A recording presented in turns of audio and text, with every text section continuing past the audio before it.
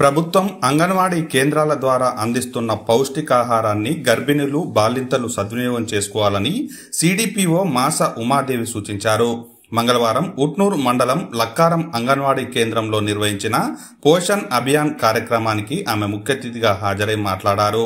అంగన్వాడీ కేంద్రాల్లో చిన్నారులు, గర్భిణీలు, బాలింతలకు అందిస్తున్న పౌష్టికాహారం తీసుకోవడం వల్ల ఆరోగ్యవంతంగా ఉంటారన్నారు. కార్యక్రమంలో సూపర్వైజర్ మంజులత, అంగన్వాడీ టీచర్ పద్మ, మాజీ సర్పంచ్ మర్సకోల తిరుపతి, సరస్వతి తదితరులు పాల్గొన్నారు. మనం పిల్లలకి కాచి చల్లార్చి నీళ్ళే తాగించాలి. తర్వాత పిల్లలకి ఎప్పుడు కూడా వేడిగా వండినదే తినబెట్టాలి. చల్లటి కూరలు, చల్లటి అన్నం పిల్లలకు ఇవ్వద్దు. అమ్మ కోర్టు కోసిన పిల్లలు లేని వాళ్ళు చాలా మంది ఉన్నారు. కాబట్టి మనకు భగవంతుడి దయ వలన మన కడుపు నుంచి మనకు బిడ్డలు వచ్చిండ్రు. ఆ బిడ్డలని చక్కగా 25 సంవత్సరాలు వచ్చే వరకు తల్లి బాధ్యతనే, తల్లి జాగ్రత్తగా పెంచాలి.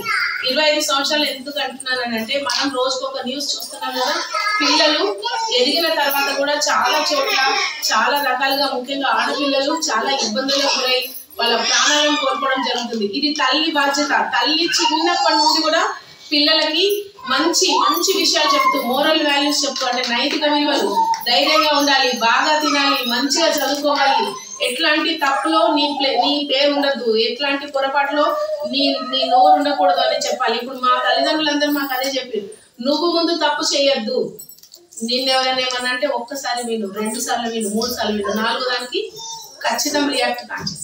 అంటే మనం ఎప్పుడైనా సరే prevention is better than cure అన్నట్టు, మనం ఏదైనా సమస్య రాకుండా ఉండే విధంగా